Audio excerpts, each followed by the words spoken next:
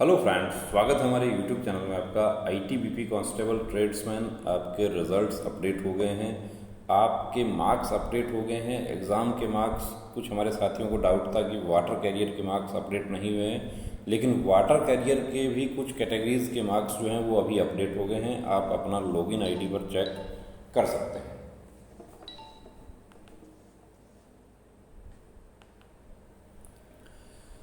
अब देखिए, यहाँ पर कुछ हमारे साथियों को ये डाउट है कि मेरा अदर रिमार्क्स में अंडरवेट ओवरवेट लिखा हुआ रहा है। तो यहाँ पर आपको एक बात बता दूँ, ये क्यों लिखा हुआ रहा है कि जब आपका पीएसटी होता है उस समय आपका यदि वेट ज़्यादा है तो आपको आउट नहीं किया जाएगा। वेट के आधार पर आपको कॉशन किया गया है, आपको आगाह किया गया है, सचेत किया गया है कि आपका अंडरवेट है, आप मेडिकल के समय इसको पूरा कर लीजिए, अन्यथा आपको अनफिट कर दिया जाएगा। क्योंकि ये प्रोसेस 2005 में ये चेंज हो गया था। उससे पहले अंडरवेट ओवरवेट जो होते थे उनको पीएसटी में ही आउट कर दिया जाता था। क्योंकि पीएसटी में मेडिकल ऑफिसर नहीं होता है, इसलिए इसका ऑब्जेक्शन हो गया था और उसके बाद से ये प्रक्रिया चेंज हो गई। इसमें ये उस समय के बाद से व्यवस्था लागू की गई कि यदि कोई कैंडिडेट ओवरवेट अंडरवेट होता है तो उनको आगाह कर दिया जाए, उनको बता दिया जाए कि आप ओवरवेट हैं या अंडरवेट हैं। आपका मेडिकल जब होगा उस समय आपको आउट किया जा सकता है। तो आपका वेट यदि वेट चार्ट के अकॉर्डिंग अभी हो गया है। अब कुछ हमारे साथियों को ये डाउट है कि मेरा जो एज अभी मेरा 28 हो गया है, उस समय मेरा 24 था, तो कौन सी एज के अकॉर्डिंग मेरा वेट अभी चेक होगा। आपका जो अभी एट प्रेजेंट जो आपका एज है उसके अकॉर्डिंग चेक होगा। अभी के अकॉर्डिंग आप वेट चार्ट से आप अपना एज और हाइट एज वेट जो है वो आप चेक कर लीजिए। यदि आप अंडर वेट हैं तो आप देखिए थोड़ा समय है आपके पास में, आप उसको कवर कर लीजिए। आप ओवर वेट हैं तो एक्सरसाइज करके कवर कर लीजिए। कहीं ऐसा ना हो कि अंडर वेट ओवर वेट की वजह से आपका वर्दी का सपना टूट जाए। उसके बाद में मार्क्स जो है वो ये वाटर कैरियर का जो है ये कल का है। कल तक वाटर कैरियर का शो नहीं हुआ था, लेकिन आज शो हो रहा है, आप चेक कर सकते हैं अपना। अब देखिए, जो क्वालिफाई नहीं हुए हैं उनका क्या शो हो रहा है, रिजल्ट तो उनका भी आ रहा है, मार्क्स उनके शो हो रहे हैं। ये कैंडिडेट देखिए 30.8, बहुत अच्छे मार्क्स थे, ट्रेड में बहुत ही शानदार नंबर लिया। 30.8 जो है वो किस में से है, 30.8 है 40 में से। तो 30.8 यदि 40 में से है तो आप कुछ समझ सकते हैं कि इनको 50 में से कितना मिला था, वो हम यहाँ पर देखते हैं, आपको बताते हैं। 30.8 मिला है 40 में से, 40% का वेटेज है, तो 50 में से कितना नंबर मिला था, 50 में से इनको 38.5 नंबर इनको मिला था। 38.5 नंबर इनको मिला, लेकिन रिटर्न में तो उससे भी कम रह गया। 32.4, 32.4 भी वेटेज करके है। 32.4 का मतलब है कि 32.4 किस में से मिला है, 60 में से मिला है। तो 50 में से कितना मिला है, 50 में से तो इनको 27 नंबर ही मिला।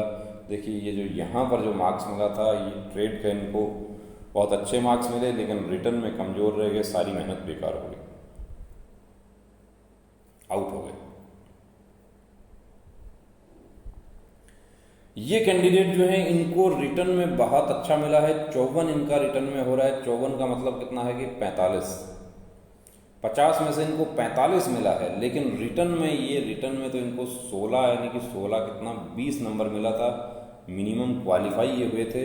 अब ये ओबीसी एनसीएल में ये मेल एक्सटेंडेड में फर्स्ट हैं ये। अब ये कैसे फिट होंगे, ये इनको वर्दी कैसे मिलेगी कि जो मैन लिस्ट है मेल ओबीसी का, उसमें से कोई एक कैंडिडेट आउट होता है तो इनको वर्दी मिलेगी। यदि यहाँ पर इनको 20 होता या 18 होता, पॉइंट्स में भी इनके मार्क्स ज़्यादा होते तो ये यहाँ पर कवर कर जाते, लेकिन ट्रेड में इनकी तैयारी नहीं थी, रिटर्न में बहुत अच्छी तैयारी थी, तो उसका फ़ायदा हो गया। लेकिन अभी भी इनका चांस है, इनका 99% इनका चांस है यहाँ पर, क्योंकि एक कैंडिडेट तो ऐसा हो सकता है देखिए कि कलर विजन हो जाता है, कुछ भी ऐसा पॉइंट ऐसा निकल जाए कि जो फिट नहीं हो सकता, तो इनका तो यहाँ पर फुल चांस हो सकता है। लेकिन यही यदि एक्सटेंडेड में 5 नंबर 6 नंबर 7 नंबर पर आते हैं तो हो सकता है यहाँ पर चांस कम हो जाता है। ये कैंडिडेट जो है ये पास नहीं हुए। रिटर्न में इनको 43.2 है और ट्रेड में इनको 20 है। तो ये भी देखिए आउट हो गए हैं। Marks shown after 60% weightage, not selected merit criteria, not qualified for next activity. यहाँ पे उम्मीदवारी जो है खत्म हो गई है। क्वालिफाइड ये हो गए हैं, ये एसटी में मेल 2 नंबर पर हैं। ये जो है इसका मतलब क्या है, कुछ हमारे साथी पूछते हैं कि इसका मतलब क्या है, तो इसका मतलब है ये एसटी कैंडिडेट हैं, एसटी की लिस्ट में 2 नंबर पर हैं, ये मेल और मैन लिस्ट में है। मैन लिस्ट में यानी कि मेडिकल ये फिट हो गए, तो उसी समय इनका समझिए कि भर्ती हो गए, ये वर्दी मिल गई। और इनको भी अच्छा मिला है। ट्रेड में इनको देखिए 31.2 मिला है, रिटर्न में 49.2 मिला है। ये वाटर कैरियर का है। कल तक वाटर कैरियर के मार्क्स आज भी शो नहीं हो रहे थे, आज इवनिंग तक, लेकिन अभी वाटर कैरियर के शो हो रहे हैं। आप अपना मार्क्स चेक कर सकते हैं। ये फीमेल कैंडिडेट हैं, तो इनको भी अच्छा मार्क्स मिला है। देखिए 27.2 मिला है इनको, और इधर 38.4 मिला है। और ये फीमेल यूआर जनरल कैटेगरी में 8 नंबर पर हैं, मैन लिस्ट में हैं, तो मेडिकल फिट हो गई। फिट होते ही ये भी भर्ती हो जाएंगी, कोई प्रॉब्लम इनको नहीं होगा। ये क्वालिफाई हो गए। अब यहाँ पर देखिए ये एससी कैंडिडेट हैं, तो ये एससी कैंडिडेट हैं, ये मैन लिस्ट और एक्सटेंडेड दोनों में है। ये मैन लिस्ट में ये एससी में 03 नंबर पर है, मेल मैन, लेकिन इन्होंने आयु सीमा में छूट नहीं लिया था। तो ये एक्सटेंडेड लिस्ट है यूआर का, जनरल का, उसमें भी ये 2 नंबर पर हैं। अब ये कैंडिडेट मेडिकल फिट हो गए, फिट होते ही ये भर्ती हैं। अब फाइनल लिस्ट में यदि ये यूआर में नहीं जा पाते हैं, तो भी अपना जो एससी का कैटेगरी जो है, एससी का सीट है, उसमें ये मैन लिस्ट में हैं, तो कंफर्म सेलेक्ट हैं। इनको भी कोई प्रॉब्लम नहीं है। यहाँ पर मेडिकल फिट होना है। ये मार्क्स शो नहीं हो रहा था, ये एक्चुअली ये मार्क्स जो है ये एनिमल ट्रांसपोर्ट का है, ये बीच में आ गया। एनिमल ट्रांसपोर्ट में सिर्फ रिटर्न के आधार पर हुआ था। क्वालिफाइड ये शो नहीं हो रहा है, वाटर कैरियर का था, अभी शो हो रहा है यार।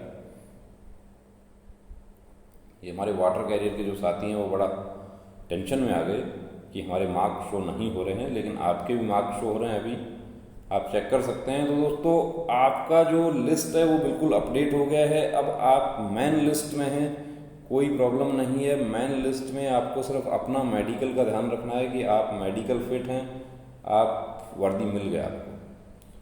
लेकिन यदि आप एक्सटेंडेड में हैं तो आपको वर्दी तब मिलेगा जब आप भी फिट हो जाएं, और आपसे ऊपर जो मैन लिस्ट के जो कैंडिडेट हैं उनमें से कोई कैंडिडेट आउट होते हैं या एब्सेंट रहते हैं, या किसी वजह से वो और कोई वजह उनके साथ में हो जाती है कि वो अनफिट हो गए, उसके बाद में वो रीमेडिकल के लिए वो सहमति नहीं देते हैं। जैसा भी होता है, यानी कि वो सीट वैकेंट होगी आपके लिए, तब आप सेलेक्ट हो पाएंगे।